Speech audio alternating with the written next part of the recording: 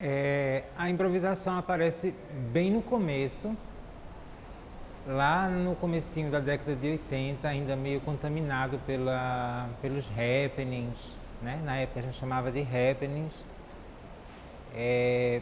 E por uma coisa que eu acho que talvez acontecia naturalmente, uma crença de que aquilo era valoroso. Inclusive eu acho que o único vídeo que tem meu no Recordança sou eu improvisando em cena e levando uma queda. É, Você e lembra o nome desse trabalho? não me lembro o nome, mas você só tem um vídeo que é Não, comigo você fala o dançando, nome, eu queria- que foi o vídeo, aquela apresentação trágica do antigo ciclo de dança, e que o palco estava molhado, porque eram 1000 pessoas se apresentando uma atrás da outra, de suor, e eu fui jogar a perna e subiram as duas pernas, subiu e eu caí. Fui dali para outro dia para um osteopata para colocar a minha coluna no lugar. E aquele trabalho já era improvisado. Aquele trabalho já era improvisado.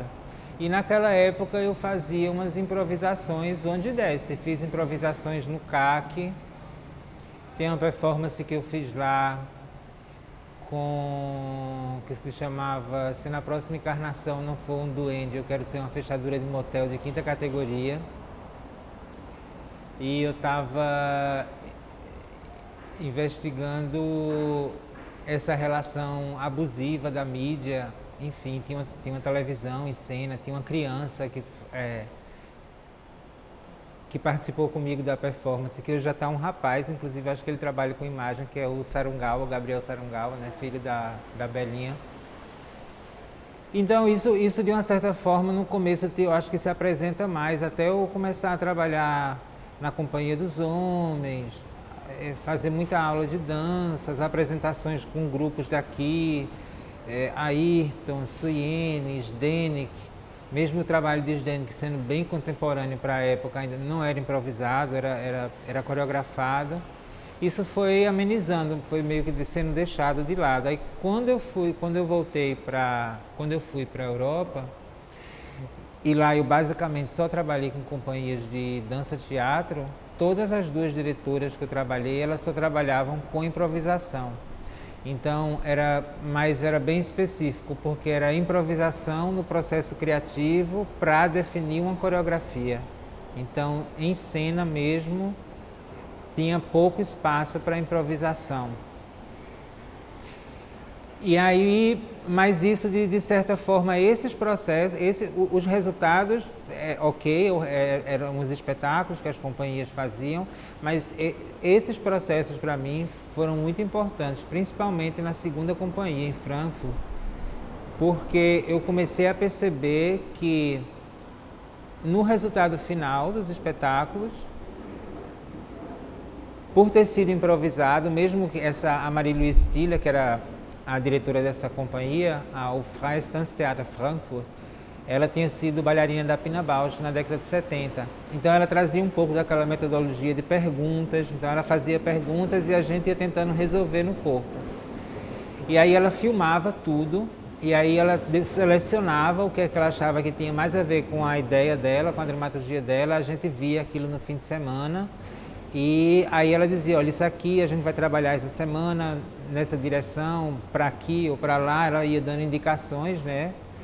E a gente ia trabalhando em cima disso. E aí eu comecei a perceber que quando o resultado estava pronto, que eu ia assistir em vídeo o espetáculo todo, eu percebia que muitas coisas que estavam acontecendo comigo fora da companhia, ou seja, enquanto pessoa, minhas loucuras, minhas crises, meu aspecto emocional, meu aspecto simbólico, eles estavam presentes na cena, mesmo que, assim, ninguém ia saber, ninguém ia perceber, eu acho que nem mesmo Marie-Louise e nem eu, porque no momento da criação aquilo passava, eu acho que muito pelo inconsciente.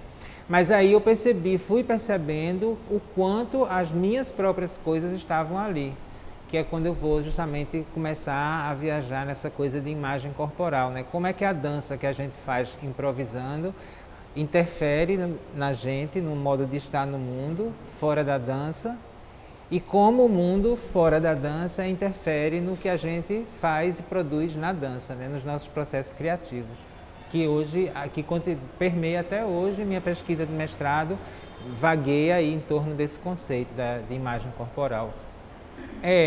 E aí, lógico, depois que eu comecei, isso não só na parte do processo criativo, mas nos processos pedagógicos também. Então, eu uso improvisação nas minhas aulas. Então, eu hoje em dia, eu digo que eu tenho 3 estruturas básicas de aula. Uma que eu chamo um processo mais vivencial, que é todo em cima de sensação, de percepção, de acordar os sentidos, de colocar o corpo num estado mais sensível, aguçar a escuta do corpo, dos processos que estão acontecendo no corpo, para daí começar a improvisar, começar a produzir movimento. Uma aula que eu chamo de semi-estruturada, que tem como conteúdo central as referências das práticas somáticas, onde eu vou usar algumas técnicas, mas aí eu já vou aplicar determinados exercícios específicos, determinadas técnicas, para a partir dessa organização corporal começar a improvisar, mas aí ainda vem a improvisação.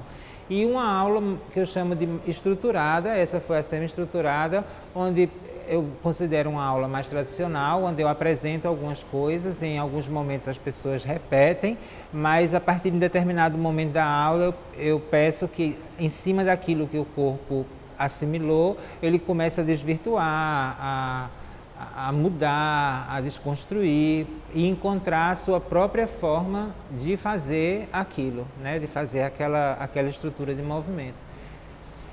E de um tempo para cá, depois que eu fiz a pós-graduação da Angel Viana, em dança como prática terapêutica, eu passei um tempo trabalhando com o núcleo de pesquisa de corpo e subjetividade de Daniela Santos, lá no CAPS, com pessoas com sofrimento psíquico.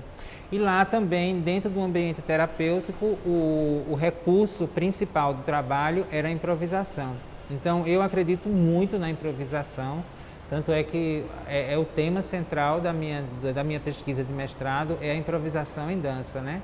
Que eu já estou colocando num lugar que não é mais de uma pessoa improvisando dança, mas que quando a gente improvisa em dança, na verdade a gente está se improvisando, ou seja, você está criando novas formas de estar no mundo, de lidar com a gravidade, de lidar com seus próprios mecanismos de criação, de lidar com a sua estrutura física, suas habilidades, suas deficiências, como entender isso, como criar um equilíbrio dinâmico entre essas duas coisas e produzir movimento, produzir dança. Então hoje eu tô com essa ideia de que, na verdade, improvisar-se dançando seria um termo mais correto para aulas ou trabalhos que usem a improvisação como foco, né? De procedimento. Na época, eu não tinha muita referência, não. A gente não tinha YouTube, a gente não tinha muitos livros de dança. Eu não tinha, na época, uma assiduidade ou uma prática constante de leitura, até porque a literatura de dança na época era muito reduzida. Então, era uma coisa minha. Eu achava que era mais... Eu não acho isso agora, mas assim, na época eu achava que isso era mais artístico. Você improvisar do que você repetir uma coreografia. Então, de certa forma, esse pensamento foi se transformando, foi se moldando. Ele sai de um lugar de categoria de valor, de menos ou mais, mas ele continua e vai assumindo importância cada vez maior no meu trabalho. Mas assim, referência, eu acho que na época era uma necessidade, era um desejo, era uma coisa minha. E eu achava também que para mim, enquanto artista, era um desafio maior. Eu ter que criar alguma coisa na hora e aquilo, de certa forma, não ser só um emaranhado de movimentos sem sentido, mas como dar sentido ao que se faz na hora que você está fazendo. Então, tinha a preocupação de criar movimentos, e na época era muito focada no movimento, mas tinha o foco de como é que eu consigo improvisar e me manter dentro da minha questão, porque eu estou trabalhando ali naquela performance, naquele trabalho específico, entendeu? Uma mudança de pensamento eu não diria, mas houve o que hoje acho que foi uma adequação. Eu queria ser um profissional de dança e improvisação naquela época era meio, ainda hoje um pouco, pouco menos, mas na época era muito, era considerado uma arte menor na dança, era uma coisa de gente doida, de riponga ou de qualquer nome que vá numa dessas vertentes, dessas variáveis. E eu tinha um pouco essa fama de louco, de riponga, eu acho. Então as pessoas associavam de uma certa forma e quando eu entro na Companhia dos Homens, que a gente trabalha basicamente com repertório dado por um coreógrafo que cria os passos e a gente aprende, ele encadeia e monta uma estrutura, eu encaro isso como meu processo de formação, assim, porque nisso aí eu também estou desenvolvendo o repertório, habilidades motoras, entendeu? De como entender meu corpo em situações que não são criadas por mim, também é um exercício, né? E que por mais que a situação seja dada, não deixa de haver uma improvisação, porque a pessoa tem que se improvisar fazendo uma coisa que é dada, ou seja, eu tenho que achar um jeito meu de fazer uma coisa que é dada para mim. Então, de certa forma, eu estou me improvisando, eu estou descobrindo formas em mim que eu não conhecia antes, que estão surgindo naquele momento de como lidar com o material dado. Hoje eu vejo isso, na época não, né? Hoje refletindo e pensando sobre o processo. E a partir de um certo tempo, trabalhando mesmo nessa companhia, porque aí eu fui começar a pesquisar, aí as coisas gradualmente vão vindo juntas, a literatura começa a aparecer, os conceitos, os contatos com outros professores, com outros artistas, né? E aí a gente vai entrando nesse processo reflexivo e eu tinha sempre, quando fazia as coreografias, como é que eu consigo aprender com o que eu estou fazendo a cada apresentação, ou seja, de não dar aquilo como uma coisa dada, onde eu tenho que a cada espetáculo eu tenho apenas que repetir uma sequência, mas como é que eu me aprendo naquela sequência, como é que eu entendo minha técnica, como é que eu entendo minhas habilidades físicas, como é que eu vou lidar com aqueles movimentos que não são meus, mas que aprender a colocar eles no meu corpo, não me adequar a eles, mas colocar eles no meu corpo. Então eu acho que isso também passa por um processo de improvisação, de se improvisar, né? De entender como é que alguma coisa acontece no corpo, mesmo que não seja sua criação. A gente tem essas coisas, a arte não foge, né? Esses nichos, esses campos de saber, eles têm uma construção histórica. E a gente tem nossa construção histórica dentro da dança. E essa construção ela vai se desenvolvendo no sentido de que o que é valorizado era justamente a perfeição da execução, um certo ser exímio, né, naquilo que você realiza, dentro de determinados componentes que historicamente também vão mudando, quantas piruetas você dá, a altura que você eleva a sua perna, a altura do seu salto. Então, por muito tempo, coisas desse tipo, habilidades físicas eram muito... E a arte mesmo ficava muito por conta do coreógrafo, né? O coreógrafo é quem era, a história mais ou menos tradicional da dança é muito baseada em cima disso, né? Coreógrafos muito importantes que foram criando trabalhos e aqueles trabalhos eram referências pontuais, tentando construir meio que uma história linear. Naquele tempo essa pessoa fazia isso, nesse tempo essa pessoa fazia aquilo. E o artista bailarino, ele de certa forma, no meu ver, ele ficava era criado naturalmente uma hierarquia onde ele estaria um pouco abaixo. E eu acho que eu não deslegitimizo isso, mas eu acho que, por consequência desse desenvolvimento histórico, a quantidade de pesquisas que existem hoje em cima de improvisação, que é muito grande e que não é só baseada numa prática de determinados grupos, de determinados artistas, mas ela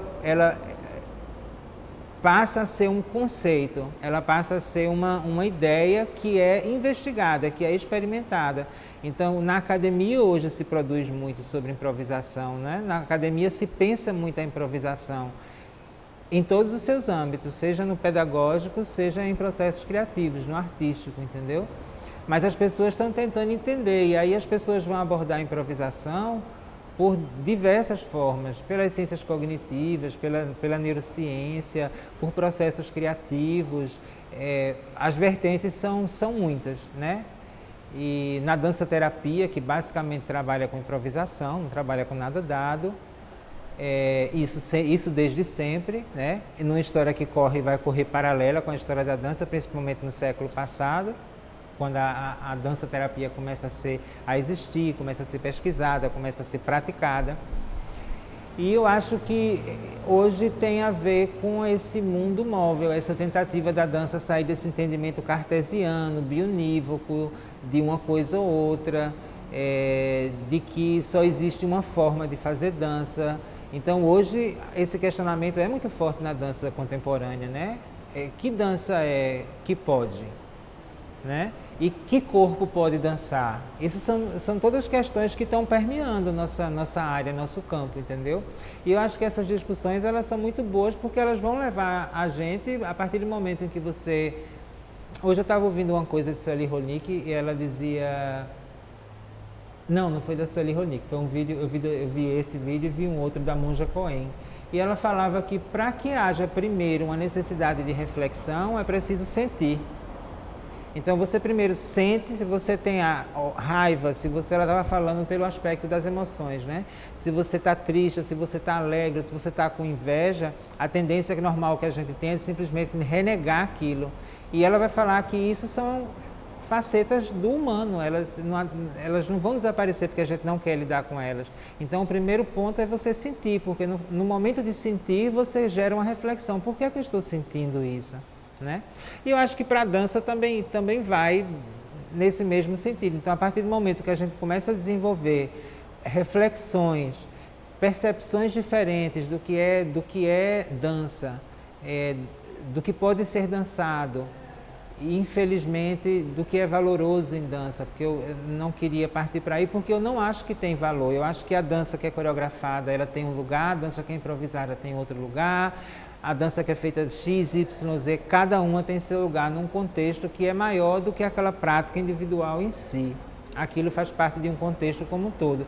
E dentro de um processo evolutivo, esse contexto geral do campo da dança, ele vai se permeando e vai evoluindo aqui. Eu não estou colocando no sentido de melhorar, de progresso, estou colocando no sentido de transformação. As coisas vão se transformando para se adaptar ao sistema e ao ambiente onde elas vivem, né? E eu acho que sim, hoje eu acho a improvisação ela passa a ter uma importância maior, muito mais pessoas se debruçando sobre ela, pesquisando sobre ela. Isso, notadamente, vai refletir uma mudança de paradigma, né? Eu acho. Eu acho que aí é pessoal, né? É meu posicionamento, é como eu vejo, é como eu sinto, eu gosto de ver gente improvisando, eu gosto de improvisar. Eu acho que a gente se descobre, a gente vai dando metáforas para coisas que até, como eu disse no começo, nem são da dança, né? São da vida. Então, às vezes você trabalha com uma pessoa e a pessoa está improvisando e ela está sempre caindo no mesmo lugar, Então, por exemplo, eu gosto muito de observar as pessoas com quem eu trabalho. E nesse caso aí, na maioria das vezes, eu observo que esse tipo de pessoa, ela faz isso na vida também. Ela às vezes até tenta sair de algum padrão, tenta agir na vida de uma forma diferente, mas ela não conhece, ela termina sempre caindo no mesmo lugar. Então, eu acho que quando a gente... Porque tem muita coisa envolvida aí que eu acredito, né? Eu acredito que existam estruturas, então a gente tem uma estrutura que vai delimitar um determinado arcabouço, que é a estrutura física. Eu não tenho 10 braços, eu não tenho 5 pernas, né? Eu tenho o meu aparelho sensório-motor, que é comum a todos os humanos, então isso aí já define uma possibilidade, já limita né, de alguma forma. Mas como é que dentro disso cada um se resolve? E eu acho que isso vem lá desde o nível celular. As próprias células estão improvisando o tempo todo para sobreviver, para serem criativas e para se manterem vivas. Elas, dentro daquela estrutura que é dada, com aquelas organelas que estão ali dentro, com aquela carga genética, elas estão improvisando de acordo com o ambiente a que elas estão expostas para que ela continue vivendo. E você vê isso, por exemplo, em experimentos que eles fizeram com célula-tronco nessa nova biologia, como eles chamam, dentro da epigenética, e eles pegaram células-tronco e colocaram em Petri dish, que são aqueles potinhos rasinhos, com colônias, com um ambiente criado quimicamente, com determinadas substâncias, mais ácido, mais alcalino, e eles viram que as células-tronco se transformaram, umas se transformaram em músculo, outras se transformaram em osso, ou seja, existe uma estrutura ali que define o que é aquela célula, quais são as organelas que tem nela, a carga genética é a mesma daquelas células que foram coletadas, mas a possibilidade de vir a ser alguma coisa vai ser muito da relação que essas células têm com o ambiente. E eu acho que isso acontece com a gente. Então, em determinados ambientes, traz da gente determinadas características, determinadas emoções, determinadas práticas, procedimentos, comportamentos. E eu acho que isso é a vida se improvisa de uma certa forma. Então eu acho que a dança, nesse ponto para mim, ela meio que reflete o que acontece na vida como um todo. E hoje em dia, né, dentro dessa minha pesquisa de mestrado, onde eu estou tentando justamente aprofundar, porque essas coisas eu tinha muito intuitivamente e no começo a minha prática era muito intuitiva. E aí, com o estudo, com a pesquisa, eu fui vendo que aquelas intuições, elas de alguma forma, elas dialogavam com determinados conceitos de outras áreas de conhecimento ou com outros campos do conhecimento. E hoje em dia eu estou tentando dialogar com esses conhecimentos que estão aí para, de uma certa forma, entender melhor o meu próprio pensamento e por que isso é tão importante para mim, né?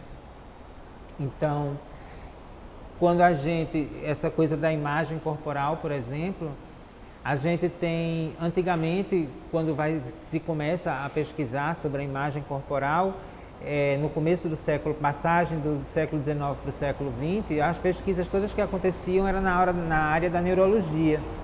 E o que primeiro fez as pessoas despertarem para a possibilidade de que havia alguma coisa no corpo como um todo que sugerisse essa ideia de imagem corporal eram os membros fantasmas, que acontece principalmente com pessoas que são amputadas ou que perdem uma parte do corpo, mas que continuam uma relação sensório-motora com aquela parte, ou seja, ela continua sentindo coceira, se foi amputado um braço, ela continua sentindo coceira, dor, frio, calor na mão e continua sentindo como se a mão estivesse ali, ou seja, isso vai sugerir de que existe alguma coisa, que na época eles interpretaram que era o sistema cerebral, que era o cérebro, e que dentro do cérebro havia uma representação e que o corte daquela parte não cortava a representação que o cérebro tinha daquela parte do corpo.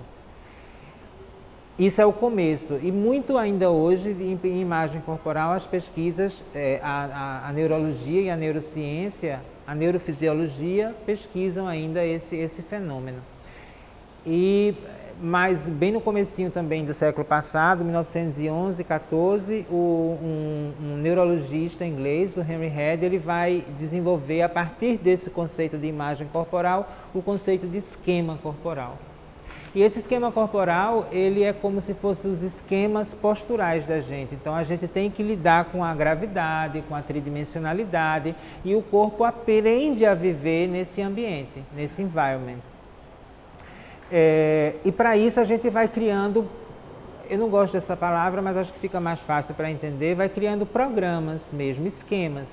E esses esquemas, eles não são fixos, eles são permeáveis e são como se fossem esquemas básicos que a gente tem para se sentar, para comer, para pentear o cabelo, para se movimentar no dia a dia. E isso a gente vai desenvolvendo desde o nascimento até o resto da vida.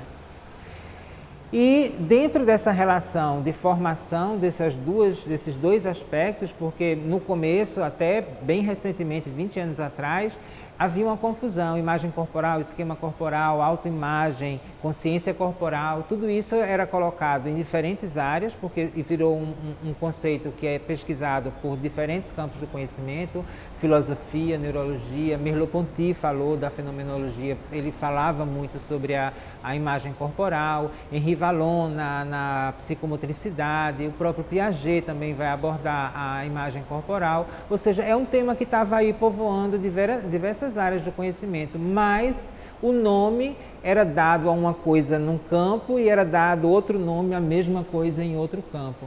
Até que recentemente um filósofo da mente e neurocientista também, o Sean Gallagher, ele vai aprofundar essa pesquisa e ele vai dizer, olha, não, essas duas coisas são diferentes, elas acontecem em estratos e processos do sistema sensório-motor que são diferentes, elas têm funções diferentes, mas elas estão juntas, normalmente.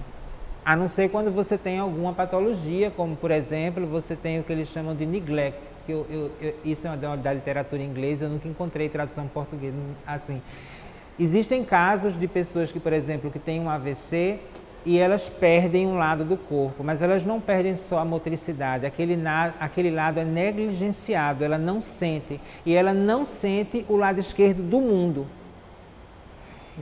Ela perdeu uma parte da sua imagem corporal. A imagem que ela tem de si mesma agora é metade. Ela não sente, não vê e não percebe o lado direito do corpo, ou o lado esquerdo, dependendo de qual lado do cérebro foi danificado.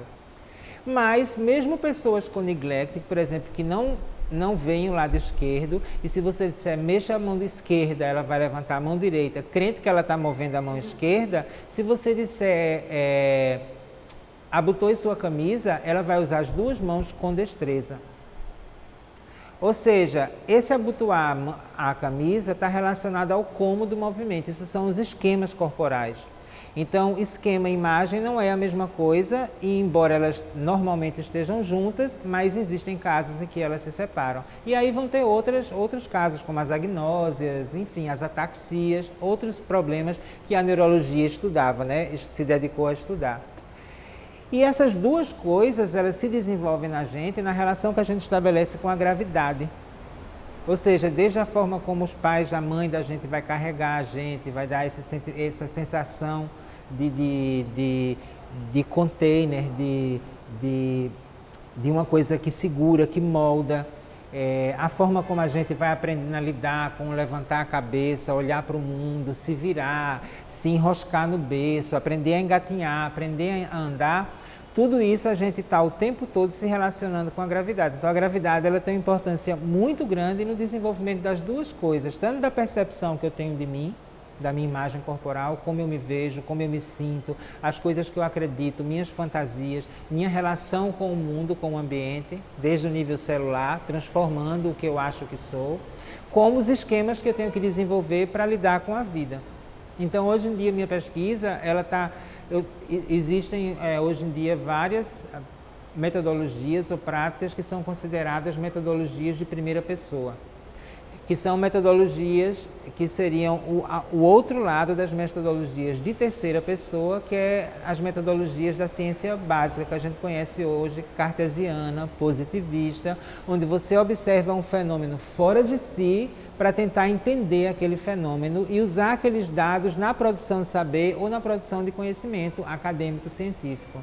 E essas metodologias de primeira pessoa que vão surgir com Husserl, com Merleau-Ponty na fenomenologia, no começo também do século passado, com a psicologia reflexiva, que vai dar início à pesquisa na psicologia científica, hoje em dia a cartografia de Deleuze e Guattari, enfim, são várias hoje as práticas somáticas, que é com que eu trabalho, entendeu?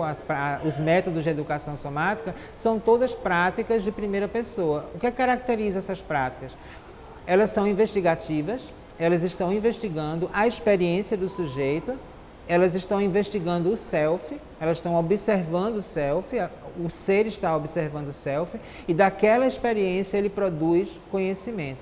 Então eu estou colocando que a improvisação em dança, ela é uma prática de primeira pessoa, e que esse conhecimento subjetivo que é produzido, ele não é uma coisa virtual, ou uma coisa que não tem importância enquanto conhecimento. Então, o que essas metodologias defendem é a subjetividade, os processos subjetivos são uma forma de produção de conhecimento. Então, se eu estou improvisando hoje uma dança e eu saio do meu normal e alguma coisa nova acontece, depois eu estou produzindo conhecimento sobre mim mesmo e estou produzindo conhecimento sobre o mundo, porque para que aquilo acontecesse, eu precisei desenvolver esquemas corporais diferentes, para lidar com a gravidade de uma forma diferente, para articular a estrutura do meu corpo de uma forma diferente e a minha imagem corporal, porque eu me permiti me ver de uma forma diferente. Então isso vai ter várias implicações para o campo da terapia corporal. Essa ideia pode ser usada, né, esse conhecimento, essa investigação, partindo desse entendimento de que a improvisação pode ajudar você a construir conhecimento sobre você mesmo, a, de certa forma, desconstruir sua imagem corporal para que alguma outra coisa possa surgir dali. Nos processos pedagógicos, porque você sai de uma improvisação, numa aula de dança, você aprendeu alguma coisa, então você se transformou, você não é o mesmo que você era antes da aula, e em processos criativos. Então, esse é mais ou menos o arcabouço de como eu penso hoje, né? Da importância que eu dou à improvisação em dança. Então, hoje eu digo, por isso que eu digo, não é um improvisar em dança, mas é um improvisar-se dançando. Eu acho que as técnicas, os procedimentos, né? Os procedimentos, eles vão surgindo de acordo com o que o processo pede. Quando por exemplo, vou falar de 2 trabalhos que eu fiz aqui no Recife. Eu fiz um trabalho com a Compassos, chamado BI, um experimento quântico para 4 corpos, um experimento coreográfico para 4 corpos quânticos. E nesse trabalho eu estava discutindo a física quântica. Então, depois de muita leitura para produzir um universo simbólico, né, para as pessoas que estavam trabalhando, e conceitos e discussões, eu queria ficar nesse lugar básico que a mecânica quântica vai trazer, de que as subpartículas, ora são onda, ora são partículas. E isso vai depender de qual é o instrumento que está medindo aquele fenômeno. Então, a gente começou com quando ela era partícula, que é mais densa. Então, para isso, a gente trabalhou com haikais, que é uma arte japonesa de poemas, que são poemas muito definidos. Eles têm que ter 17 sílabas, 3 linhas, 5 sílabas na primeira, 7 na segunda e 5 na terceira. Tem que ter uma ação, uma interferência e uma reação. Isso você tem que fazer tudo isso nesse formato. Então eles começaram a produzir haikais em cima das coisas que a gente estava discutindo, das coisas que a gente estava lendo. E depois que eles faziam os haikais, eles iam improvisar dançando o que eles quisessem em cima daqueles haikais.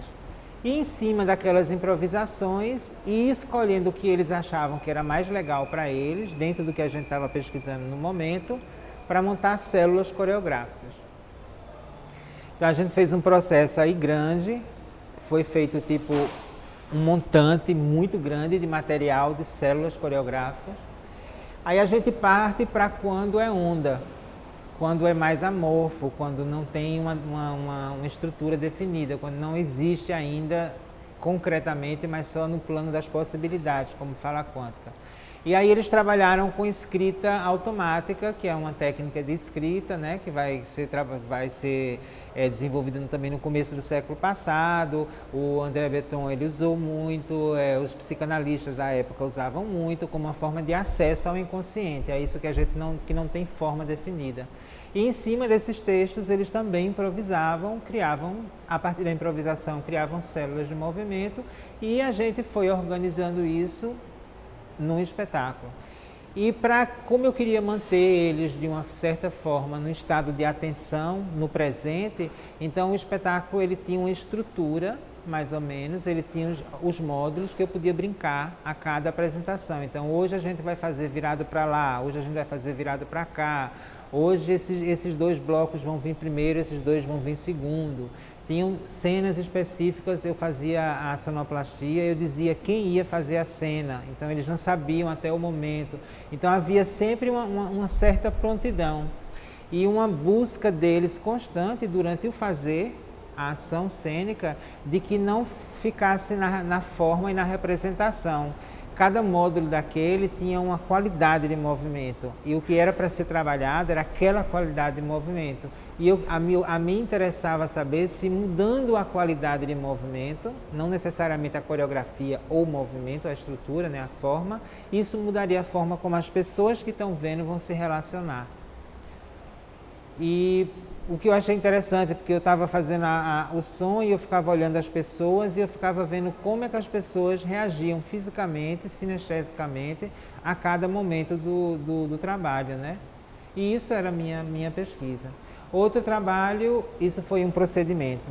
Outro trabalho que eu fiz, que foi o último, foi Elegum, um corpo em trânsito, que foi um trabalho em conjunto com Jorge Kildare e Conrado Falbo, e que eu estava nesse espetáculo, eu queria falar sobre o Jorge traz esse conceito de Elegum, que é um que vem das religiões afro-brasileiras, que nessa perspectiva é aquele que recebe o orixá. E eu achava que qualquer coisa que eu fosse tentar fazer ia cair no representacional, no representar alguma ideia, né? E eu não queria representar, eu queria apresentar.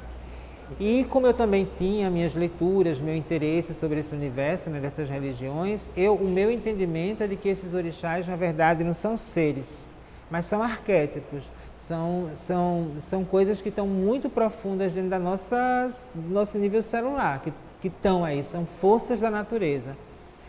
E como eram arquétipos, eu achava também, e morte é um arquétipo, a mãe é um arquétipo, o pai é um arquétipo, esses conceitos que a gente vai lidando e vai aprendendo a lidar com a vida, que cada um tem de alguma forma que se relacionar com ele, porque todo mundo tem uma mãe, todo mundo tem um pai, todo mundo vai morrer, a morte, o amor.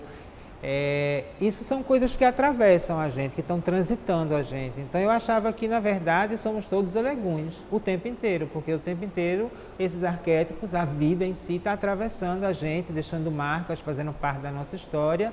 E como é que isso vai para a cena e como é que isso produz movimento. Então, para criar uma linha dramatúrgica, a gente foi falando sobre 7 chakras. Então são 7 cenas que o espetáculo tem, mais ou menos. Não é 7 cenas assim, mas são 7 blocos, né? E a gente, mesma coisa, a gente leu muito sobre os chakras, e aí a gente foi ver o que eram os chakras, o que era o primeiro chakra, tudo que fosse de tipo de literatura, de abordagem diferente, que falasse sobre isso, para a gente se contaminar com esse universo simbólico, e a gente lia, pesquisava, improvisava, lia, pesquisava, improvisava. Já em Elegum, eu não queríamos fazer uma coreografia. Eu queria fazer uma cartografia, que eu chamo, que nem é coreográfica, mas uma cartografia de conceitos, uma cartografia dramatúrgica. Então, ele pesquisou e improvisou muito no primeiro chakra, e a gente percebeu que algumas coisas vinham à tona novamente. Ele ia para um lugar, ia para outro lugar, aí aquilo surgia disfarçado, modificado, desconstruído numa outra tipo de movimentação.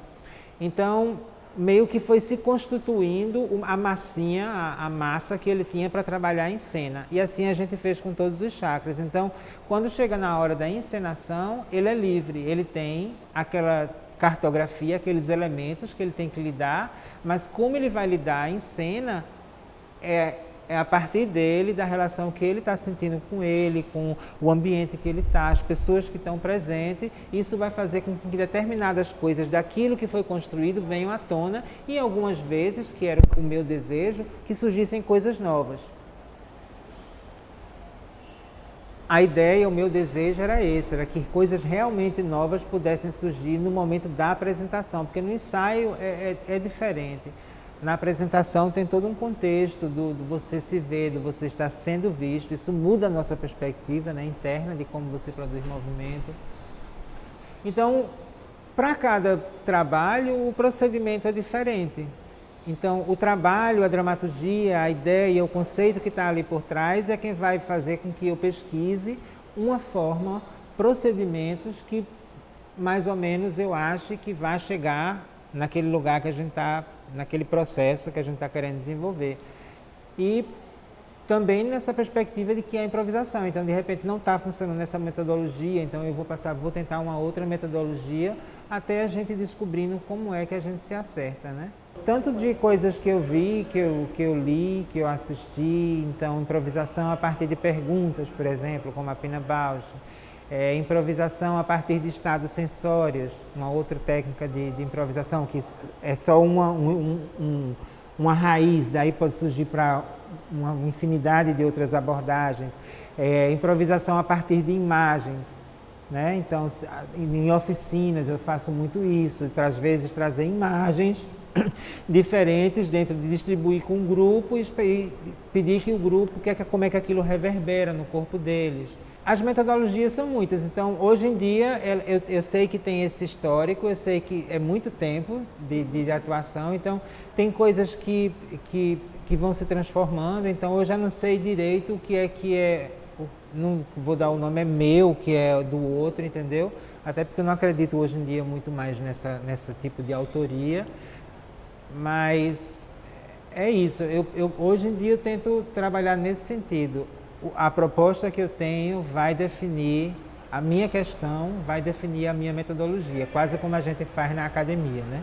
Você tem um tema, você tem uma questão e em cima daquilo você vai desenvolver formas de responder. Mais ou menos dessa forma, eu acho. Bem, se eu estou dando, por exemplo, uma aula como aquela que eu falei que é mais estruturada, então eu vou trabalhar com algumas metodologias de dança.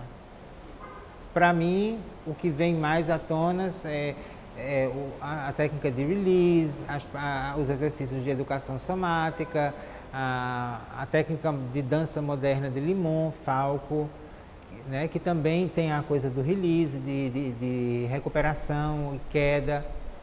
Mas sempre a partir daí, eu não acredito, eu não gosto, eu não quero que ninguém aprenda nada que eu vá dar. Entendeu? É minha dança, eu quero que as pessoas descubram, então, quais são as habilidades que um bailarino precisa desenvolver. Hipoteticamente, pular, girar, cair, subir. Então, isso são coisas que acontecem no corpo. Então, eu prefiro que a pessoa investigue no próprio corpo como é cair de várias formas, como é se levantar de várias formas, como é girar de várias formas, e não pela forma que vai resultar daquilo, mas pelo que ela está descobrindo no próprio corpo. Então, se eu pensar nisso, se eu usar conexões ósseas, eu relacionar meu calcanhar com meus isquios, meu calcanhar com minhas omoplatas, isso facilita essa determinada ação ou não? E permitir que a pessoa experimente no próprio corpo coisas diversas, que aí para cada grupo, para cada workshop, para cada aula é diferente, e as pessoas vão descobrindo como é que o movimento acontece no corpo delas. Então, eu acredito muito nisso, sabe? Outros procedimentos que não sejam improvisação, há muitos anos que eu não trabalho com isso, até porque, mesmo que você vá para uma coisa mais tida como um movimento abstrato, mais parecido com o que as pessoas normalmente vão considerar dança, movimentos, sempre, ainda assim, eu vou trabalhar com, então vamos trabalhar linhas, vamos trabalhar simetria, vamos trabalhar assimetria, vamos trabalhar circularidade. Então, eu prefiro trabalhar com esses conceitos, com essas metáforas e deixar que o próprio corpo dê conta dessas metáforas. Então, como é que meu corpo dá conta dessa ideia? Como é que eu posso produzir movimento a partir disso, de circularidade, ou do redondo, ou do espiral? Como é que o corpo lida com essa ideia e como é que eu vou criar isso, né? Então, hoje em dia, eu acho que já há muitos anos eu trabalho basicamente aí nesse sentido. Eu tinha uma ideia, eu queria falar sobre aquela ideia e eu ensaiava improvisando. E naquela época, e ainda hoje, e eu tento sair desse lugar, porque é uma coisa que é muito fácil para mim, as imagens vêm na minha cabeça. Então, quando eu pensei, a princípio, aquela performance que eu falei que foi feita no CAC, no Sarongawa, essa imagem era muito forte, entendeu? Uma pessoa que não sabia lidar com a própria realidade, que não sabia lidar com a quantidade de vozes dentro dela, de vetores puxando a gente para todos os lugares, né, na vida. São muitas coisas, desejos, a imprensa, a mídia, a mãe, a família, a escola, a sociedade, sempre tem esses vetores meio que direcionando para onde vai nossa energia. E como é que a gente fazia para resgatar uma certa inocência? Essa era o que estava na minha cabeça. Então eu ia improvisando, e até o ponto que eu disse, não, eu preciso de uma criança de verdade, né? Então, aí eu fui, Belinha naquela época, a gente estava bem em contato, muito bem. Belinha, será que Sarunga não queria fazer comigo? Aí ela adorou a ideia e a gente fez. E tinha uma coisa desse personagem que ficava louco, aí eu falava, usava som, usava movimento. Já nessa época, aquela tremedeira, porque eu já era sannyasi, já aparecia na minha movimentação. E ele vai ficando louco, catártico, onde ele não consegue, nada mais faz sentido, nem para ele, nem para quem está vendo, não tem sentido o que está acontecendo. E a criança vinha e puxava ele, ficava puxando, até que ele saía daquele transe. Ele via a criança, e aí eu me ajoelhava, ele dava um tapa na minha cara, pá, tipo acorde para Jesus, e aí ele ia para uma televisão que estava só piscando assim, que era um espaço aberto para qualquer coisa. E eu deitava no colo dele e aquele era o final. Mas isso tudo foi acontecendo na improvisação. Eu tinha aquela imagem e eu ia atrás daquela imagem. Como é que eu chego naquela imagem? Isso facilita também na hora, porque se você for improvisar sem nada, vou só improvisar, aí não sei como é que é. Acho que vai para um outro lugar, assim, que eu não sei se é arte. Você só fazer coisas assim sem nenhuma vontade. Pode ser, se o conceito for fazer coisas sem vontade e ver o que é que aquilo acontece. Mas mesmo assim, o que eu acho que coloca a arte na história é quando você tem uma questão, alguma coisa que você quer resolver com aquilo que você está fazendo. Quando você não tem nada para resolver, aí eu acho que perde meio, que se dilui, fica movimento só, movimento por movimento, assim. Tu acha que mais te interessa assim, nessa criação e construção de cena? Assim? Seria a composição do movimento em si, ou trabalhar estados corporais, ou trabalhar a interseção com outras linguagens, não sei, assim, né? Pode ser diferente, né, a cada trabalho, mas tem alguma coisa que tu acha que tá? Eu acho que isso tá no campo dos metodologias e procedimentos, né? Então, eu vou trabalhar uma ideia, um conceito que está me ocupando, então isso também vai definir com o que é que eu vou dialogar, se eu quero corpo só, se eu quero resolver tudo no corpo, se eu vou precisar de alguma mídia, de alguma tecnologia, se eu vou precisar de um diálogo com alguma outra coisa, isso vai se definindo no processo. Como eu tenho essa coisa muito forte de imagens, então, por exemplo, quando eu comecei a fazer o BI, eu tinha muitas imagens na minha cabeça. E durante o processo, foi um processo meu, enquanto organizador daquele processo, e me livrando das minhas próprias imagens, para que eu permitisse que o que estava acontecendo ali viesse à tona e que apresentasse para mim o próprio processo, entendeu? Então, é um trabalho também que eu faço comigo, porque quando eu começo, muita imagem vem na minha cabeça. Ai, que imagem massa, cenicamente, né? Ai, aquela televisão com aquilo, aquela luz, aquele não sei o quê. Mas isso eu acho que ainda é um resquício desse lugar da representação. Então, quando eu estou nesses processos, eu vou o tempo todo fazendo exercício para que eu deixo que isso, de uma certa forma, me contamine. Então eu compartilho, mas eu não deixo que isso seja um resultado esperado, entendeu? Vamos fazer alguma coisa para chegar aqui. Isso também eu acho que vem com a maturidade, assim, do meu trabalho, da minha pesquisa. Eu acho que a representação ela cai muito numa ideia positivista de causalidade. Então, você representa alguma coisa, você não está apresentando o seu processo. A pessoa apresenta uma ideia que está fora dela e que ela tem que representar. Eu não acredito muito nisso, eu não acredito mais nas artes representativas, que tentam colocar uma ideia para que aquela ideia organize um produto. Porque essa coisa da representação está muito relacionada a um produto. E eu hoje valorizo o processo. Então, eu quero que aquele processo seja intenso o suficiente para que ele vá à cena e permaneça processo. Então, quando um processo criativo ele vai à cena, para mim, não é um produto, é uma parte do processo. Existe uma parte do processo que é, vamos supor, na gravidez, que é a gestação, que está tudo acontecendo ali, ninguém está vendo, né? Só a mãe está ali sentindo um monte de coisa no ser acontecendo e de repente o mesmo processo, aquela pessoa nasce. Todo mundo vê, todo mundo vai, ai que bonitinho, que feinho, a menina, não sei isso.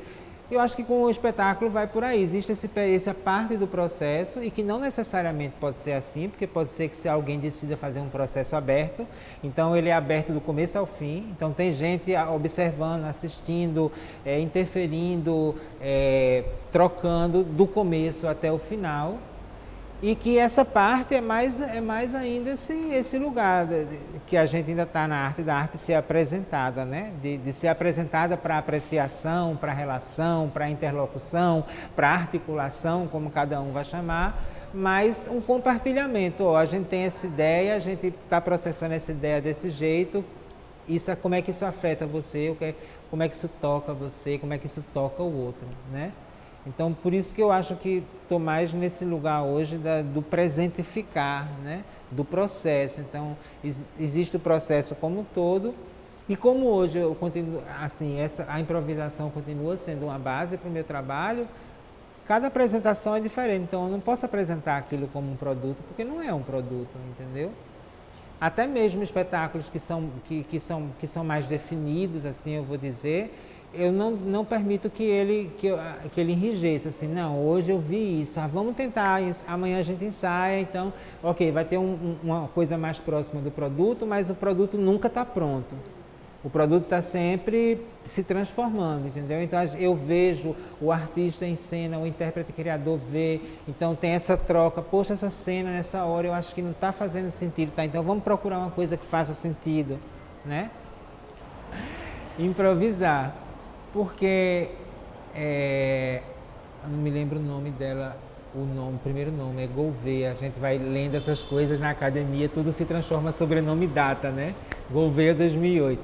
E é uma pesquisadora que trabalha com improvisação e ela vai dizer que dentro desse processo, para quem se ocupa com improvisação, chega um momento em que a gente tem que começar a observar, a sentir esses corpos ruídos, esses corpos esquematizados, esses corpos padronizados, quais são os nossos padrões, E eu acho que o mais difícil é você permitir que alguma coisa aconteça que você não conheça. Eu não vou falar de novo, eu vou falar alguma coisa que você não conheça. Então pode ser que não seja novo, aquele movimento que resultou daquilo não seja novo para ninguém, mas aquilo foi novo para você no seu processo de autoconhecimento, né? E o Boaventura de Souza Santos, ele vai falar, quando ele vai falar da ecologia de saberes, ele vai falar que autoconhecimento é conhecimento, e conhecimento é autoconhecimento. Então, em cima disso, dialogando com ele, eu acho que quando você está improvisando nessa perspectiva de abrir um espaço para que alguma coisa nova em você aconteça, você está produzindo autoconhecimento. Só que é autoconhecimento, mas é conhecimento, entendeu? Então, como é que eu encontro aí um lugar onde eu possa sistematizar, organizar, que são justamente as metodologias de primeira pessoa, não é só a pesquisa, você em si mesmado, no seu mundo lá, viajando consigo mesmo, não. É você observando os seus processos, investigando sua experiência de vida e produzindo alguma coisa a partir dali. Então, se eu só sinto e fico na minha, e fico embedded, fico embebido na minha própria emoção, e só sinto aquela raiva, até que aquilo um dia passe, melhore ou se transforme, não houve autoconhecimento. Então eu preciso olhar para aquilo e transformar aquilo de alguma forma, seja através da palavra, seja através da arte terapia, seja através qualquer outra forma que eu vá lidar com o meu movimento, mas que eu possa transformar aquilo em conhecimento. Eu acho que é bem por aí. Eu acho que o mais difícil de improvisar é improvisar. É tentar realmente como se colocar nesse lugar de permitir que alguma coisa desconhecida venha à tona. E hoje em dia tem duas coisas que estão me ocupando muito na minha dança, nos meus conceitos de dança. Uma é a lentidão, que não é o slow motion, não é a câmera lenta, e a dança invisível. Então, em cima de um trabalho que eu vi o ano passado, isso é recente, essa coisa da lentidão, da Maria Hassabi, que é uma artista búlgara que está radicada nos Estados Unidos, em Nova York, e que ela trabalha com performance. E eu vi um trabalho dela que era muito lento, que eram umas pessoas espalhadas no MoMA de Nova York, e as coisas aconteciam muito lentamente. E eu fiquei, o que é isso, né? O que é que ela está trabalhando? E aí eu fui procurar ver as entrevistas dela, algumas coisas escritas, e ela estava trabalhando, porque em dança a gente está sempre, o que a gente procura é de um movimento para outro movimento, de um movimento para outro movimento. E ela está trabalhando com a pausa para outra pausa, da pausa para outra pausa. Então, entre cada movimento, como na respiração, ela diz que existe uma pausa, existe um não movimento. E ela está investigando como é que você passa de uma pausa para outra. Então, no último ano no mestrado, nas partes práticas, nas disciplinas, nas aulas que eu fiz, no meu trabalho com o Grupo X, que eu me envolvi com um grupo lá da UFBA, que é o Grupo X de Improvisação em Dança, eu venho experimentando isso, entendeu? Sempre que eu posso, de estar nesse lugar de a pausa, e você definir que tamanho é aquela pausa e entendendo o que é que aquela pausa está produzindo em você e se conectar com aquele estado e como você sai da pausa, o que é que motiva você a sair daquilo, é o cansaço, é físico, é mental, não tem separação, mas o foco, né, o que é que cansou mais e sair desse... E aí eu venho trabalhando uma performance que tenta meio que desenvolver isso. E o Boal, ele tinha aquela coisa do teatro invisível, né? Que é uma experiência porque eu tenho formação como ator também. E teve na época da década de 80, como era o nome dele? Um professor, eu vou me lembrar. E a gente fez vários exercícios de teatro invisível, que a gente bolava uma cena, era improvisação, e você chegava em algum lugar e você desenvolvia aquela cena. Então a gente fez cena em padaria de alguém que pegou a carteira da bolsa da mulher e como as pessoas da padaria se envolviam naquela cena e como a gente terminava e saía dali. Eu e uma menina numa farmácia discutindo se a gente ia transar com camisinha ou sem camisinha, e a moça da farmácia com a camisinha assim, ela dava, ela tirava, e a pessoa não sabia que aquilo era teatro. E eu fiquei me questionando como seria uma dança invisível, uma dança que acontece sem que ninguém saiba. Isso é como se fosse uma busca desse lugar de eliminar totalmente a representação, porque ninguém sabe que aquilo é dança. Porque se tem alguém vendo e sabe que aquilo é dança, pode ser que para você não esteja no lugar da representação, mas para a pessoa que está vendo, aquilo pode cair no lugar da representação, né? Então, ultimamente eu venho fazendo muito isso, no ônibus, andando na rua, em lugares mais assim, que não tem, eu estou fazendo para mim ali estou improvisando uma coreografia. Então, eu me deixo às vezes contaminar pela luminosidade que muda e eu vou mudando, vou deixando me afetar por isso, ou pelos sons do ambiente, vou deixando que isso faça eu me levantar, ou parar, ou me encostar na parede, ficar... Então, para mim, eu estou construindo uma dança, mas não é uma dança para ninguém, porque ninguém sabe que aquilo está acontecendo. Então, esse é um conceito que está me ocupando muito ultimamente. É improvisação E é uma tentativa de trabalhar com esses dois lugares, a improvisação e a não representação do movimento. E também a não necessidade de uma plateia. Então é um prazer meu, não é compartilhado assim. A não ser que eu diga para alguém, ó, vou fazer uma dança invisível hoje. Mas aí já não é mais invisível, já é um segredo. Uma dança secreta, porque tem uma pessoa que sabe. Então, porque quando você começa a brincar com ideia, outras coisas vão aparecendo, né? Então, primeiro uma dança invisível, depois, mas se eu disser hoje, eu vou ali naquele lugar, naquele barzinho, eu vou fazer uma dança. Então já não é mais uma dança invisível, já é um segredo, uma dança secreta, porque só alguma pessoa sabe. Mas será que podia fazer uma dança secreta com muitas pessoas? Será que isso vai me levar para o lugar da representação? Então são todos pensamentos que ficam ocupando minha cabeça. Isso não, está certíssimo e obrigado por chamar a atenção, porque na verdade a gente vai usando os termos que a gente já está acostumando, né? Às vezes sai automaticamente e não é uma coreografia, é uma criação em tempo real, entendeu? Então ela não vai se repetir, ela não é para ser passada para alguém, então não é uma coreografia, né? É uma criação de dança, eu entendo muito coreografia nesse lugar, algo que é uma grafia. Uma grafia pode ser repetida, pode ser, né? Copiada, pode ser xerocada, né? E uma criação em tempo real não é uma coreografia, é uma dança, mas não é uma coreografia. Então acho que é mais isso, a dança invisível, a dança segredo, eu acho que é mais por aí. Num projeto ou num trabalho em que ele aconteça nesse lugar, de uma certa forma, então, por exemplo, as pessoas podem dizer que haviam coreografias ali.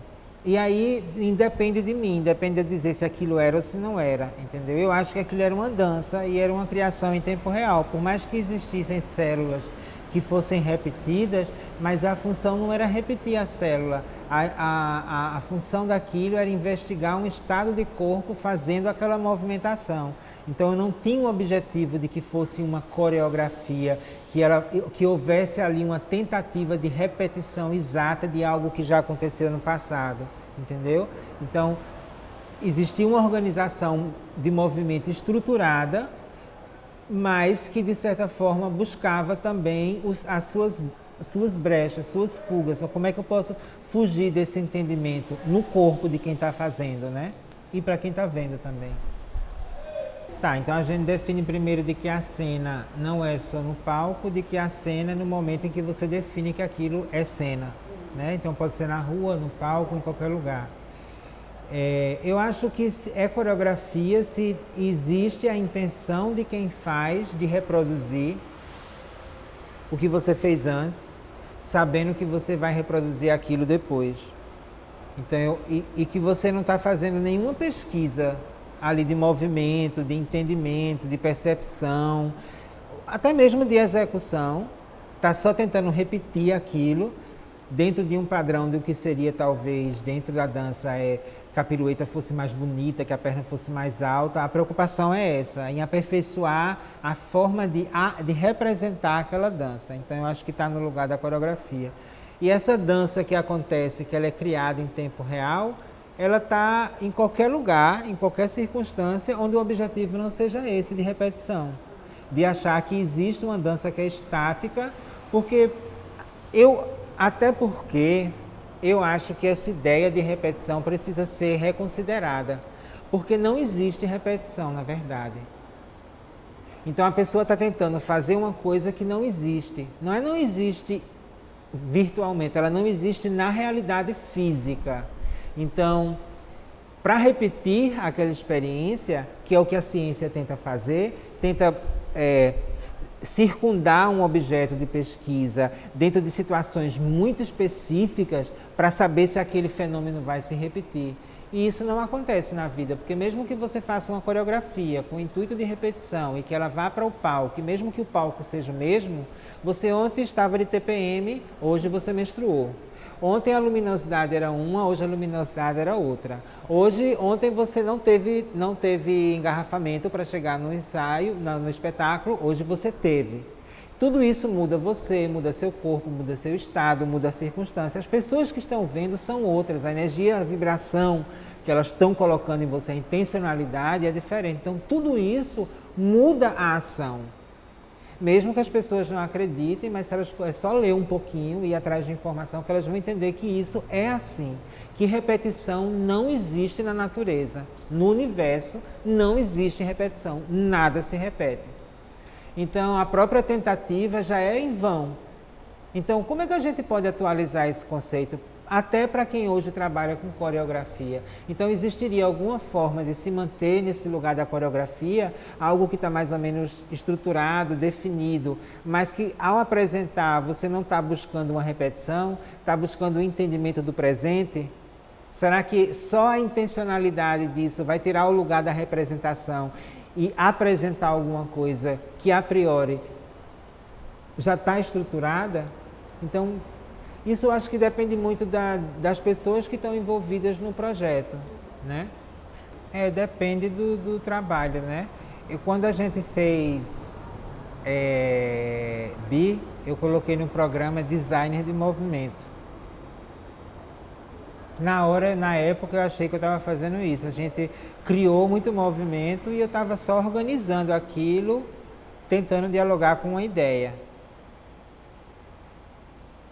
Por mais que, por exemplo, quando eu trabalhava nessa companhia na Alemanha, em Frankfurt, por mais que o resultado fosse na cabeça, eu acho, inclusive, da própria diretora, um produto, uma tentativa de repetição, de chegar a uma perfeição da apresentação, o processo de criação era coletivo, porque era uma companhia.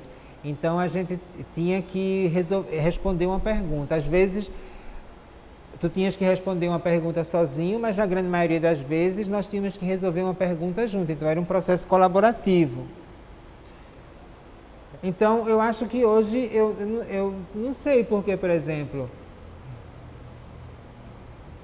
Elegum é uma coisa que é trazida para mim. Então o Jorge diz, olha, eu estou com esse projeto, tu queres dirigir?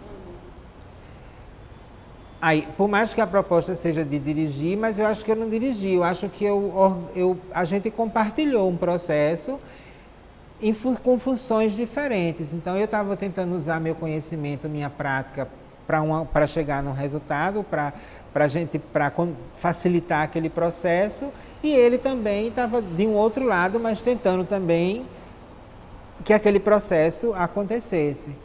Então, aí a gente colocou direção e encenação, parece direção, nem me lembro. E às vezes eu me questiono isso também, porque a gente, mesmo pensando e refletindo, a gente cai nos nossos próprios padrões. Então talvez eu nem acreditasse que o que eu fiz foi uma direção, mas como é comum nos releases dos espetáculos, as coisas, então ali ficou direção. Então até hoje mesmo isso é um questionamento que eu já tenho, através de tudo isso que eu vi no mestrado, que eu vi nos últimos anos, e como é que eu vou fazer isso nos próximos trabalhos? Que lugar é esse que eu vou me colocar, entendeu? Então, criação coletiva, organização, facilitador do processo. Então, até isso é importante para a gente, porque nisso a gente também está jogando para a sociedade, para o mundo, conceitos, né? Formas de repensar aquilo. Então, se você coloca uma coisa lá que para a maioria das pessoas é muito estranha, vai gerar mas por que ele usou isso aqui? Por que ele está se chamando? O que é que ele quer dizer com isso? E isso, de certa forma, abre espaço para discussão. E eu acho que em arte, principalmente, para tudo, mas em arte, principalmente, esse lugar do questionamento, da discussão, do compartilhamento, das dissonâncias, dos dissensos, né? Eu acho que isso é enriquecedor. Eu acho que só enriquece mesmo o processo como um todo. Eu acho que isso abre espaço e coloca em questão, coloca na roda, né, esse trabalho. Peraí, então se eu estou improvisando, então eu sou co-criador, eu sou criador. Então eu não sou só intérprete.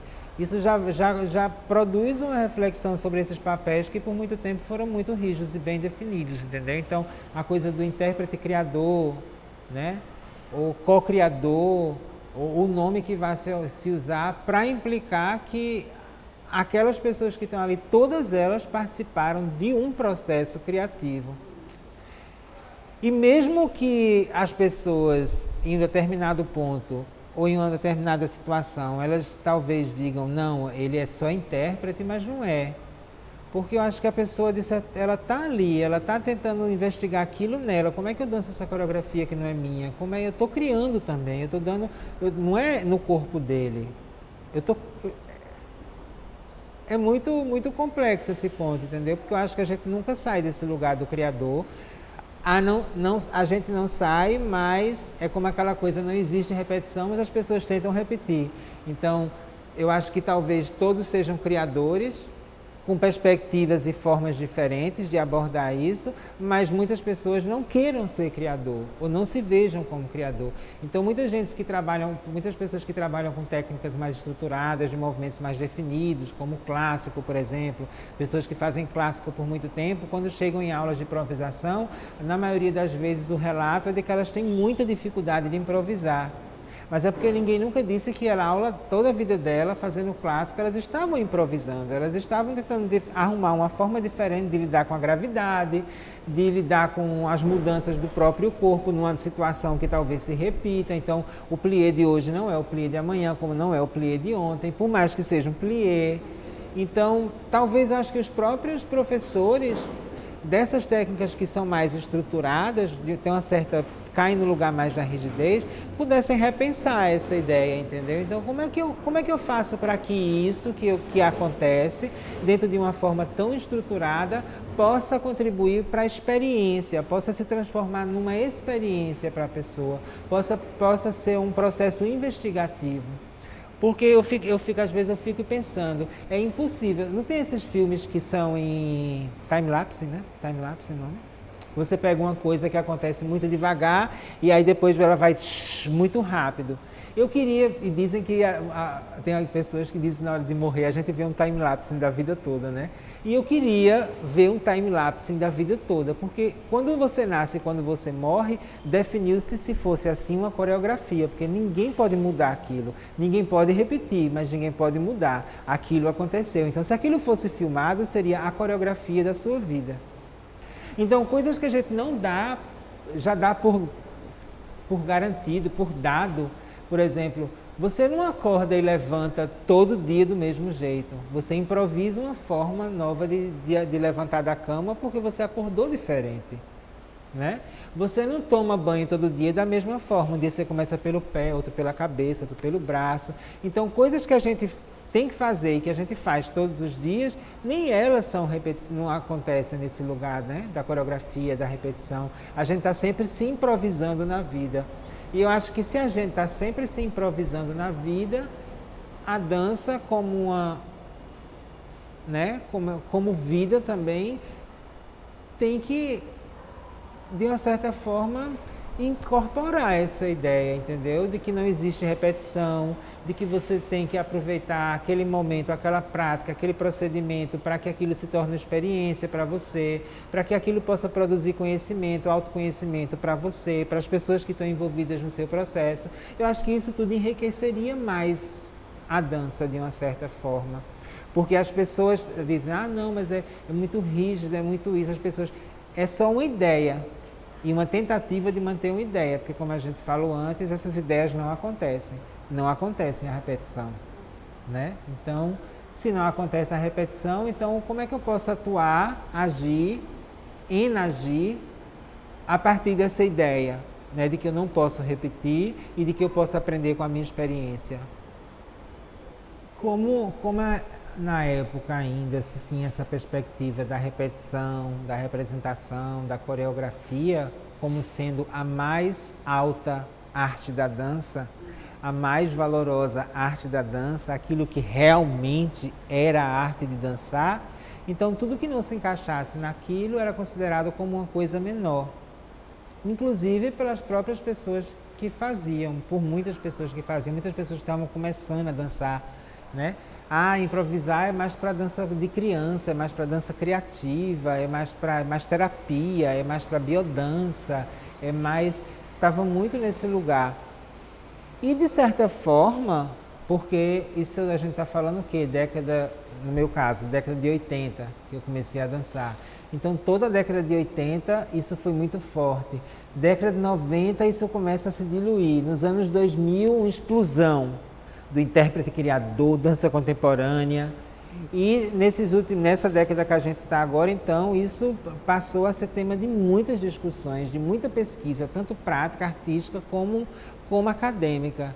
Então, eu acho que, historicamente, é muito pouco tempo para a mudança tão grande que houve. É lógico que hoje ainda é muito valorado, né? Então, por exemplo, as pessoas veem as coreografias de William Forsythe com aqueles bailarinos fantásticos, maravilhosos, né?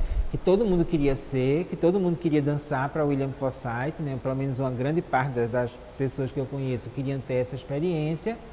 E o trabalho dele que começa, porque na época que eu morei em Frankfurt, que eu dancei com essa companhia, eu também sou apaixonado por William Forsythe. Eu fui ver todos os balés, estreava balé, tinha apresentação, eu gastava muito dinheiro com William Forsythe, assim.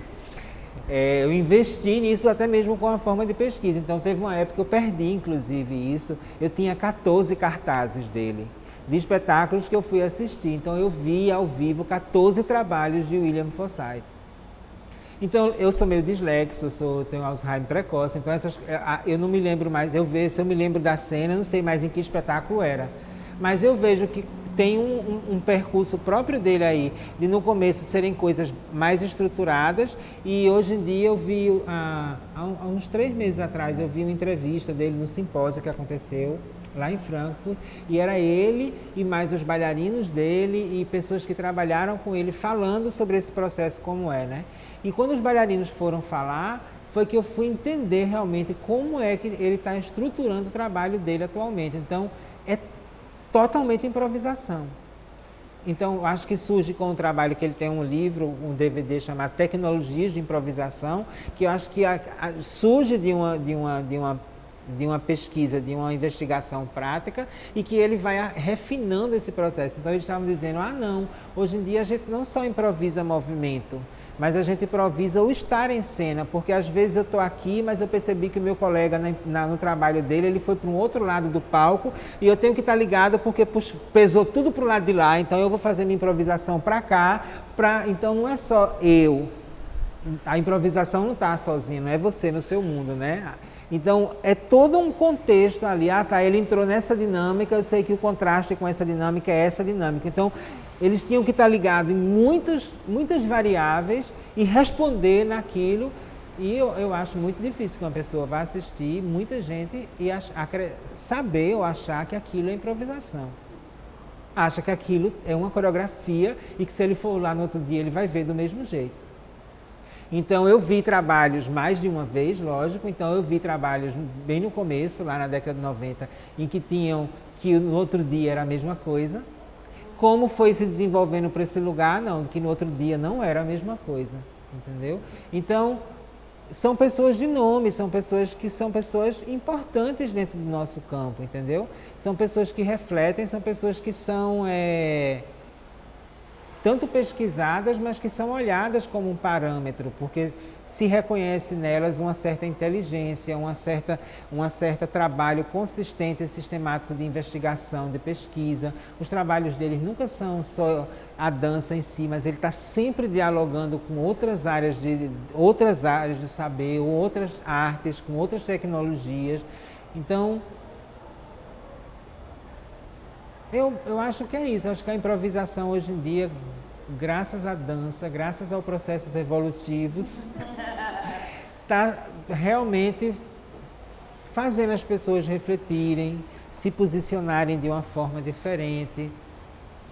Não vai ser amanhã, não vai ser assim. Eu acho que ainda por muitas décadas, não sei séculos, mas por muitas décadas, a gente ainda vai estar muito fixo nessa coisa da dança, do lugar da representação. Mas eu acho que devagarinho a gente está... Porque isso eu também acho que a universidade, ela é um ponto definitivo nessa mudança. Porque antes, isso é uma coisa bem minha, não é baseado em ninguém. Tem muita gente que não concorda, que acha errado quando eu digo isso, mas eu digo que eu acho que a dança, por muito tempo, ela estava no lugar do entertainment, da coisa bonitinha, assim, era uma coisa de enfeite, era uma arte de enfeite.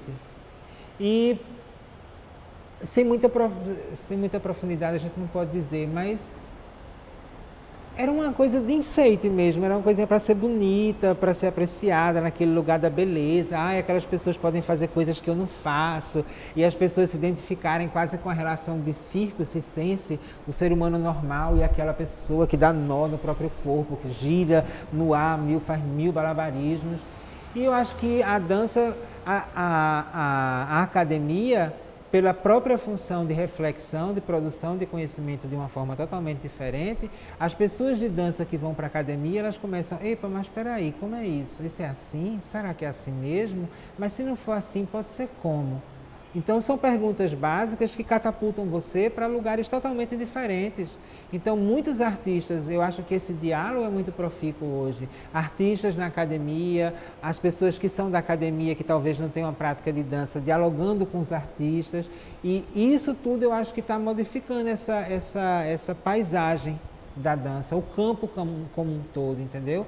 Então, hoje já é, para muita gente, eu vejo essa geração nova, não é uma coisa alienígena do outro mundo, pensar a dança, ler um livro de dança, ver um vídeo de dança conceitual e discutir sobre aquilo, pô, que massa, não sei o que, eu quero experimentar, vamos tentar experimentar isso.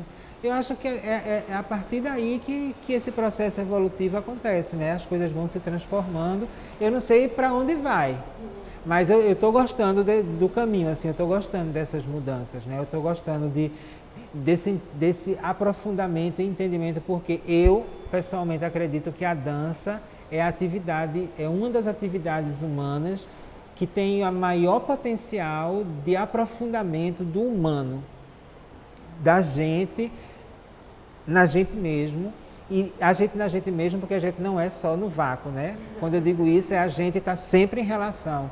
Então, esse ser relacional porque, como eu disse no começo, né? Você vai para a terapia. A dança, eu acho a dança e o corpo nas terapias, as terapias que começam a pesquisar o corpo e começam a entender a profundidade, as ciências cognitivas no seu desenvolvimento que chega hoje para a cognição incorporada, do embodied cognition.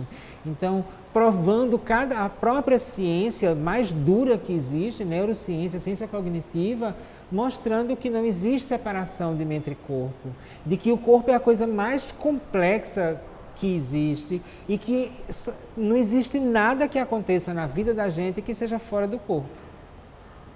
Então, e nada acontece sem movimento, não existe o não movimento. Então, esse movimento ele pode ser base para a arte, para a dança, para a arte do teatro, para a arte da fala, porque falar é corpo, para a arte da escrita, para a arte da música, para a terapia, para a educação, para tudo, porque tudo só acontece se houver um corpo e se houver movimento. Então, esse entendimento eu acho que trouxe já muitos olhares de fora para o que a gente faz na dança e está levando a dança para outros lugares que ela nunca se imaginou estar, eu acho. Não, porque eu sou muito cara de pau, eu acho. Eu sou muito descarado. Se não gostou, não gostou, mas eu sempre fui muito nesse lugar, assim, eu estou afim de fazer, eu vou fazer. Se eu não estou machucando ninguém, pode não gostar, mas se eu estou gostando, eu vou fazer até onde eu estiver gostando, entendeu? Então o parâmetro era mais esse. O que muda era justamente esse estado relacional da gente, entrando para trabalhar em companhia, o esquema era outro. Na época, eu mesmo tinha essa coisa da dança representacional, eu não tinha um corpo enquadrado no que seria um corpo ideal para dança, então eu fiz coisas absurdas com o meu corpo, eu dormia com o pé dentro na grade da cama para ficar com o colo de pé, eu ia dormir com a bunda na parede e as pernas abertas para ter mais abertura, e são coisas que eu acho irracionais, absurdas, mas que eu fiz. Então, a gente introjeta muito, né, do mundo que a gente está. E como eu queria muito dançar, e o que o mundo da dança me apresentava nas minhas circunstâncias, porque já existiam pessoas por aí, mas não eram do meu acesso, trabalhando outras formas de dançar. Tanto é que chega um ponto que eu digo, não, eu não posso mais fazer isso, eu tenho que ir em busca da minha dança, do meu processo, do meu entendimento, entendeu? Mas a princípio não, assim, nunca. Eu acho até que eu devo ter sentido, assim, mas eu não. Eu não sei se improvisação é importante para os outros, eu não sei se improvisação é importante para a dança, mas eu sei que a improvisação é importante para mim, porque ela me coloca num lugar de experiência que eu acho importante, experiência de si, de mim. Eu acho que a gente está aqui para isso, para a gente se experienciar nesse universo. A gente escolheu vir para essa terceira dimensão aqui para isso. Eu acho que é um processo que eu me conheço, eu me revelo para mim. E nesse me revelar eu vou me entendendo melhor, eu vou melhorando como pessoa. Então as pessoas pensam, mas é só dançar, movimentar. Não, não é só isso, porque, como eu disse antes, todo esse embasamento até agora, improvisar dançando não é só criar movimento, é criar-se. Então, se eu não parto dessa perspectiva, talvez para uma outra pessoa, lógico, não vai ser. Mas como eu parto desse lugar, então, para mim, a improvisação, para mim, é quase uma filosofia de vida, assim. É uma prática tão importante quanto a meditação, é uma forma de meditação. Dentro dessa coisa que eu dizia, que mesmo dançando coreografias, eu estava tentando descobrir coisas sobre mim, cada dia, como é que eu resolvo isso no meu corpo. Eu entrava em espaços tão assim, tão que eu só conhecia na meditação, porque eu comecei também a meditar muito cedo e tive uma prática muito intensa dos meus 17 até os 30 e pouco, porque eu fiz sannyasins do Bhagwan Rajneesh, vivia metido em comuna de sannyasins, de gente que meditava, até hoje menos, mas ainda é uma prática. Então essa coisa de querer saber o que eu sou, como é que eu me resolvo na vida, como é que eu posso transformar isso em experiência que vá comigo quando essa matéria não existe mais, se for para algum lugar, né? Enfim. E eu acho que a improvisação, para mim, me coloca nesse lugar de eu me experienciar da forma mais total e completa possível, porque todos os meus aparatos, todos os meus aspectos estão juntos, se misturando. Meu aspecto estrutural, que é meu corpo, meus esquemas corporais, meu aspecto psíquico, emocional, minhas crenças, meus sonhos, minhas fantasias, meu aspecto relacional, da forma como eu lido com o mundo e com as pessoas. Então, para mim, é um processo muito profundo. E assim, é importantíssimo.